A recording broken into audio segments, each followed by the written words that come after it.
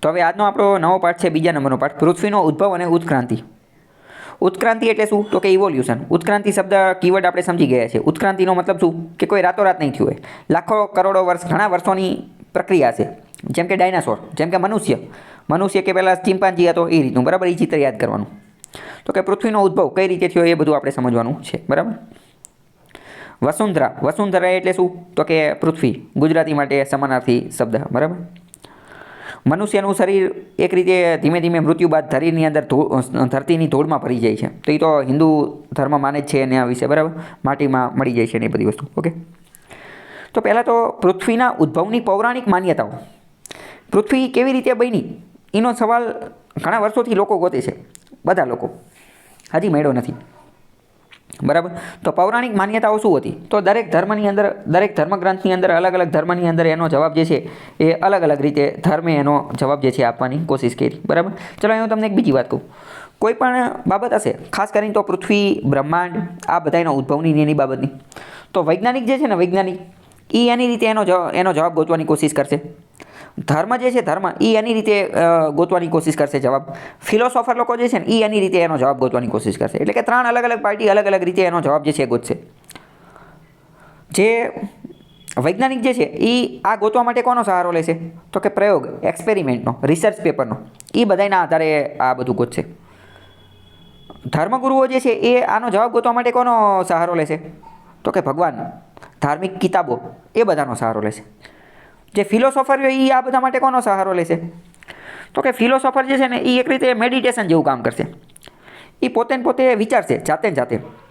અને એના દિલો દિમાગની અંદર, એના મગજની અંદર ધ્યાન ધરી અને જે કોઈ વિચાર આવશે, કે જે કોઈ રચના આવશે ને, એનો સહારો લેશે, બરાબર. તો આવી રીતે અલગ અલગ રીતે બધા પૃથ્વીના ઉદ્ભવની વાતો કરતા હોય. હા, કોણ સાચું છે કોણ ખોટું છે એ આપણે કહી ન શકીએ, કારણ કે આપણને ખુદની ખબર નથી, બરાબર. તો ધર્મગ્રંથોમાં શું હતું એ આપણે સમજીએ. જેમ કે પ્રાચીન સમયમાં લોકો એવું માનતા કે પૃથ્વીનો આકાર ઈંડા જેવો છે. હિન્દુ લોકો, આપણે વાત કરીએ કે હિન્દુ લોકોની એવી માન્યતા છે કે બ્રહ્મા યુગો સુધી ધ્યાન અવસ્થામાં હતા અને પછી એક સોનાનું ઈંડું બનાવ્યું. ક્રોએશિયાની અંદર એવું માનવામાં આવે છે કે પૃથ્વીને સૂર્ય દેવતાએ ઉત્પન્ન કરેલું ઈંડું માનવામાં આવે છે. પૃથ્વી જે છે એ સૂર્ય નામના દેવતા હતા અને એમને એક ઈંડું આપ્યું જેનું નામ પૃથ્વી છે. સ્કેન્ડિનેવિયન દેશો, સ્કેન્ડિનેવિયન કન્ટ્રીઝ, પ્રશ્ન જિયોગ્રાફી વર્લ્ડ મેપની અંદર પૂછાઈ જશે. સ્કેન્ડિનેવિયન કન્ટ્રીમાં કોનો સમાવેશ થાય છે? તો કે નોર્વે, સ્વીડન અને ફિનલેન્ડ. નોર્વે, સ્વીડન અને ફિનલેન્ડ ત્રણેય એવા દેશો છે કે જે સ્કેન્ડિનેવિયન દેશો છે. દરેક ઇન્ડેક્સની અંદર આગળ પડતા હોય. હેપીનેસ ઇન્ડેક્સ હોય, ક્લાઇમેટ ચેન્જ સામે લડવાનો ઇન્ડેક્સ હોય. એક રીતે બધા ખુશ દેશો છે, શાંતિવાળા દેશો છે, બરાબર. શાંતિવાળા શું લેવા? મોસ્ટ આઈએમપી, કારણ કે એકદમ નાના દેશો છે. વસ્તી જેટલી છે જેટલી આપણે એક શહેરમાં હોય. તો સ્કેન્ડિનેવિયન કન્ટ્રીઝ કયા છે? પ્રશ્ન પૂછાઈ જશે. નોર્વે, સ્વીડન અને Finland. NSF, Norway, Sweden, Finland, બરાબર. એમને એવું માનતા હતા કે પૃથ્વી ઢાલ જેવી છે. ઢાલ, આપણે યુદ્ધમાં લડવાની ઢાલ હોય ને એની જેવી છે, બરાબર. અમુક લોકો એવું માનતા હતા કે પૃથ્વી જે છે એ એક વૃક્ષ ઉપર ટકેલી છે. એ વૃક્ષ ઉપર ટકેલી છે, બરાબર. હિન્દુ ધર્મશાસ્ત્ર એવું માનતા હતા કે પૃથ્વી એક બહુ મોટો કાચબો છે. આ મહાકાચબાની પીઠ ઉપર 4 અલગ અલગ મોટા હાથી છે અને એ હાથીની પીઠ ઉપર ઊંધા અર્ધ ગોળાકાર આકાર ઉપર પૃથ્વી જે છે એ ટકેલી છે. પૃથ્વીની વધુ ઊંચાઈએ જેમ જેમ ઉપર જતા રહીએ એમ સૂર્યલોક આવે છે અને આ જે સૂર્યલોક રહ્યું ને એ જ સ્વર્ગ છે. બીજા અમુક લોકો એવું માનતા હતા કે રાક્ષસ જે છે, રાક્ષસના પ્રચંડ મજબૂત વાંસા ઉપર જે છે આ પૃથ્વી ટકેલી છે. એક રાક્ષસ છે એની ઉપર આ પૃથ્વી ટકેલી છે. જ્યાં રાક્ષસ સૂતેલો છે ત્યાં બધું જ સરસ છે, બરાબર છે, ત્યાં કોઈ જ વાંધો નથી. પરંતુ રાક્ષસ જ્યારે જાગે છે ને ત્યારે ધરતીકંપ થાય છે. અને અમુક એવું કહેતા હતા કે પૃથ્વી 3 વિશાળકાય વહેલ ઉપર ટકેલી છે, બરાબર. ઇન શોર્ટ, હિન્દુ ધર્મમાં તો એવું પણ માનતા હતા કે પૃથ્વી શેષનાગના માથા ઉપર ટકેલી છે. તો આવી બધી વાત જે છે એ અલગ અલગ ઓલું પેલું એ બધું કહેતા હતા. ચલો હવે મોસ્ટ આઈએમપી ક્વેશ્ચન. પહેલાં તો આ બધી વાત શું તમને સાચી લાગે છે? કે કાચબા જેવી છે અને સૂર્યદેવ છે અને સ્વર્ગ જેવું છે અને શેષનાગ ઉપર ટકેલી છે અને આ બધી વાત સાચી લાગે છે? આ બધી વાતો ખોટી છે. કેમ? હવે જો અત્યારે આપણે જેટલું સરળતાથી કહી શકીએ કે આ બધી ખોટી વાતો છે, તો જે તે સમયે આ લોકો નહોતા માનતા. ઇન શોર્ટ, એ બધું છોડો. અત્યારે પણ ઘણા બધા લોકો નથી માનતા. તો હવે અમુક વાર કદાચ આપણે આપણી ઉપર ડાઉટ કરીએ, સેલ્ફ ડાઉટ કરીએ, તો આપણને કદાચ એવો વિચાર આવે કે કદાચ એવું બનીએ કે આપણે ખોટા હોઈએ અને આ વસ્તુ સાચી હોય. પણ તો કે ના, એવું નથી. કેમ? કારણ કે હવે તો પૃથ્વીના ને એ બધાના ફોટોગ્રાફ્સ આવી ગયા છે ને, આપણે અવકાશયાનને એ બધું મોકલી દીધેલું છે, ઉપગ્રહ સેટેલાઇટને એ બધું મોકલી દીધેલું છે, અને એણે જે છે એ પૃથ્વીના એ બધાના ફોટા પાડીને મોકલી દીધેલા છે. તો એમાં ક્યાંય શેષનાગ કે કાચબો કે એની પીઠ કે સ્વર્ગલોક કે એવું કોઈ વસ્તુ ત્યાં કણે જોવા મળતી નથી. બરાબર. એટલે એક રીતે જોઈએ તો ધર્મગ્રંથોની અંદર જે માહિતી આપેલી એ શું લોકોને જે તે સમયે રાજી રાખવા માટે આપેલી હોય, એ કોઈ સાચી હોય નહીં. તો હવે અહીંયા પ્રશ્ન થાય કે તો શું આપણે ધર્મ વિરુદ્ધ છીએ? તો કે ના, આમાં કોઈ ધર્મ વિરુદ્ધ કે એવી રીતે કંઈ હોય નહીં. આપણે જે ઓબ્જેક્ટિવિટી, વસ્તુનિષ્ઠતા, જે સત્ય હોય એને આપણે સ્વીકારવું પડે. બીજી વસ્તુ, ઘણા બધા ધર્મગુરુઓ અમુક વાર કેવું કરતા હોય કે એ હાથે કરી અને જે છે ને એ ધર્મને મેન્યુપ્યુલેટ કરતા હોય. હાથે કરી અને પોતાનો સ્વાર્થ સાધવા માટે કેવી રીતે મેન્યુપ્યુલેટ કરતા હોય કે કોઈ પણ નવી શોધ થાય ને, કોઈ પણ નવી ઇન્વેન્શન થાય, ઓલું થાય પેલું થાય, તો એ લોકો શું કરે, એ જાતે ને જાતે એની કંઈક આડી અવડી એની અંદર રમત કરી નાખે અને કહે કે ભાઈ ના, આ તો અમારા ધર્મગ્રંથમાં પહેલેથી જ લખેલું હતું.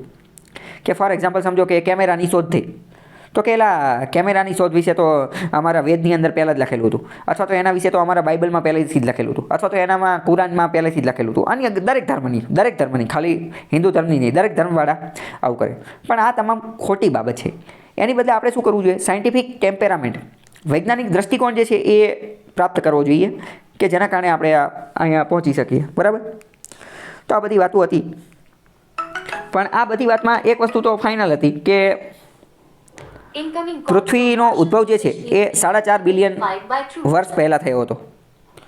તો અલગ અલગ મતાંતરોના આધારે એટલું તો ખબર પડી કે પૃથ્વીનો ઉદ્ભવ જે છે ને એ 4 અબજ વર્ષ પહેલાં થયેલો હતો, 4 બિલિયન યર્સ એગો. ત્યારે પૃથ્વી જે છે એ ગરમ વાયુના ગોળા સ્વરૂપે હતી. આપણે પહેલાં જોયું હતું કે ધગધગતો ગોળો હતો, પરંતુ પછી ધીમે ધીમે બહારનું આવરણ જે છે એ ઠરતું ગયું અને એ ઘન પોપડો બનતો ગયો અને ધીમે ધીમે જે છે એ જીવ સૃષ્ટિને બધું આવતું ગયું. પૃથ્વીનો ઉદ્ભવ કઈ રીતે થયો ને એને વિશે અલગ અલગ થિયરી છે અને એ થિયરીમાંથી અલગ અલગ ક્વેશ્ચન પૂછાય છે. કઈ થિયરી છે એ બધું આપણે જોઈએ. એક તો છે નિહારિકાવાદ, ગ્રહાણુવાદ, ભરતીવાદ, એક તારક સિદ્ધાંત, યુગ્મ તારક સિદ્ધાંત, સ્ફોટક તારકનો સિદ્ધાંત, જેને નોવા સિદ્ધાંત પણ કહે છે. તો આ અલગ અલગ સિદ્ધાંત છે, બધા વિવાદાસ્પદ છે. એટલે કે કોઈ પણ સિદ્ધાંત આપશે બરાબર, તો એમાં તો ખામી તો રહેલી જશે, અથવા તો એ અમુક જવાબ આપવામાં અસફળ હશે, એ રીતના. તો પહેલું છે એક તારક ઉત્કલ્પના, મોનિસ્ટિક હાઇપોથિસિસ. કીવર્ડના આધારે સમજવાનું. એક તારક ઉત્કલ્પના શું કહે છે કે સમગ્ર પૃથ્વીનો ઉદ્ભવ એક તારામાંથી થયેલો છે. એક તારામાંથી થયેલો છે એટલે કે જે એક તારો હતો ને એ પૈતૃક તારો હતો. એટલે કે પેટર્નિટી, પિતાના દ્વારા જેવી રીતે બાળકનો જન્મ થાય ને એવી રીતે કે એક તારાની અંદરથી પૃથ્વીનો જન્મ થયેલો હતો. એક તારક ઉત્કલ્પના એવું કહે છે. પછી બીજી છે દ્વે તારક અથવા યુગ્મ તારક. તો કે ડ્યુઆલિસ્ટિક હાઇપોથિસિસ. એ એવું કહે છે કે 2 તારા હતા અલગ અલગ, એમાંથી પૃથ્વીનો ઉદ્ભવ થયો. તો કે આ 2 તારા હતા ને એ 2 તારા ભટકાણા, અથડાણા અને એના કારણે પૃથ્વીનો ઉદ્ભવ થયો. જો આ બધી થિયરીનો સૌથી મોટો ડ્રોબેક શું છે? સૌથી મોટો ડ્રોબેક એ છે કે હાલો વાંધો નહીં કે હાલો 2 તારામાંથી 2 તારા ભટકાવાથી પૃથ્વીનો ઉદ્ભવ થયો, હાલો અમે માની લીધું, રાઈટ, કે એ 2 તારા ક્યાંથી આવ્યા? બરાબર. મોસ્ટ ઇમ્પોર્ટન્ટ સૌથી જે મૂળ ક્યાંથી આવ્યું, ઓરિજિન. બરાબર. આ બધાની અંદર કોઈ પણ થિયરી ક્યારેય સાબિત થઈ જ ન શકે. કેમ? કારણ કે એ લાસ્ટમાં તો એ જ ક્વેશ્ચન આવશે ને, તો કે એ ક્યાંથી આવ્યું. ફોર એક્ઝામ્પલ ચાલો કે આપણને એ જવાબ મળી ગયો કે 2 તારા ક્યાંથી આવ્યા, તો કે એ જ્યાંથી આવ્યા એ ક્યાંથી આવ્યું. બરાબર. એટલે કે ઓરિજિન ગોતવું આમાં બહુ અઘરું છે. ચલો પછી એક તારક જે છે, એક તારક એની અંદર બીજા સબ પાર્ટ છે. પહેલી છે વાયુવીય રાશિ ઉત્કલ્પના. પ્રશ્ન પૂછાઈ જશે વાયુવીય રાશિ ઉત્કલ્પના કોણે આપેલી હતી? તો જર્મન તત્વજ્ઞ ઇમેન્યુઅલ કાન્ટે આપેલી હતી. તત્વજ્ઞ એટલે શું? તો કે ફિલોસોફર. ફિલોસોફરની સ્ટાઇલ મેં તમને પહેલાં કહી દીધી. ફિલોસોફર લોકો શું કરશે? પોતે ધ્યાનમાં બેસશે, મગજને શાંત કરશે અને પોતાના મગજની અંદર જે વિચારો આવશે એ પોતાની રીતે રજૂ કરશે. સાચા જોઈએ ખોટા જોઈએ આપણે કહી શકીએ નહીં. તો કે ઇમેન્યુઅલ કાન્ટે આ ઉત્કલ્પના આપેલી હતી 1755ની અંદર. અને એણે શું કીધું? એણે એવું કીધું કે અવકાશમાં ઠંડુ અને ગતિહીન વાયુ વાદળ હતું.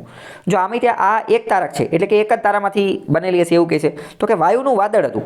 હવે જો અહીંયા પ્રશ્ન થાય કે વાયુનું વાદળ ક્યાંથી આવ્યું, તો કે એ બધું અહીંયા ન ખબર હોય, અહીંયા જેટલું ખબર હોય એટલું કહે.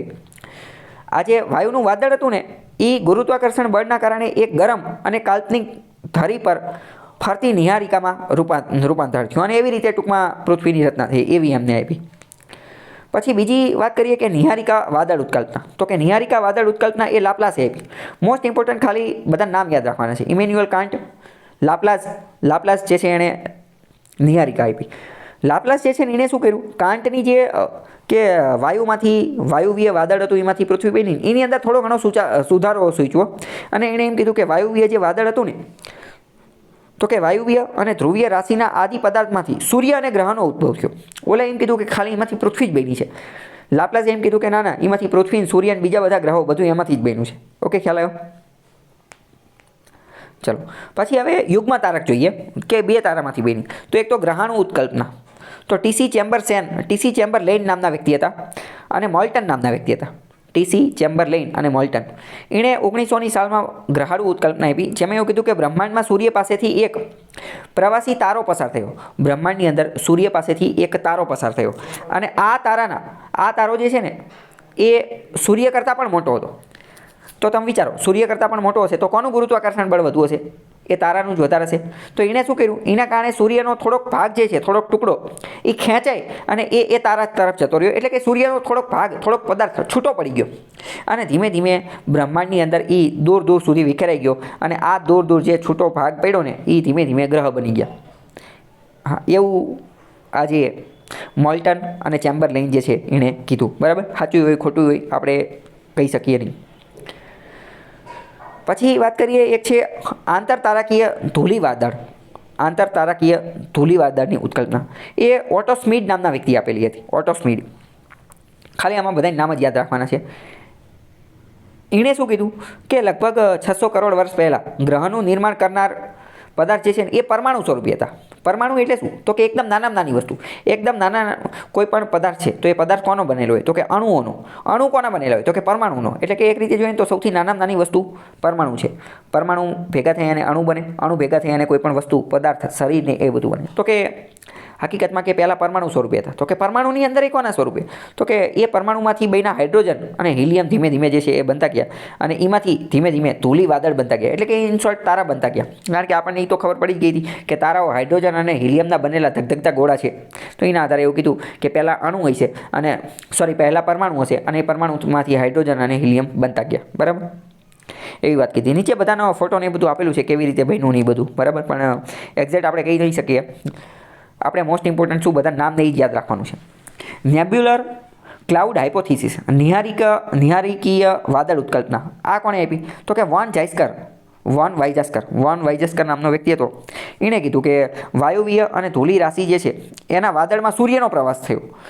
એક વાદળ હતું, કેવું? વાયુનું બનેલું, અને એની અંદર ધૂળ હતી, અમુક કચરો ને એવું બધું. એની અંદર સૂર્ય જતો રહ્યો. સૂર્ય એ વાદળની અંદર જતો રહ્યો. તો શું થયું? સૂર્યના આકર્ષણ બળના કારણે આ જે વાદળ જે છે એનો થોડો ઘણો ભાગ જે છે એ તૂટી ગયો અને સૂર્યની આજુબાજુ ફરવા લાગ્યો અને એ પછી ધીમે ધીમે ગ્રહ અને ઉપગ્રહ ને એવું બધું બનતા ગયા. એવી વાત આણે કીધી. બરાબર? હવે બીજી એક હતી નિહારિકા ઉત્કલ્પના. એ ઇમેન્યુઅલ કાન્ટેની બધી આપી. બરાબર? એમ તો અમને ચલાવી દીધું.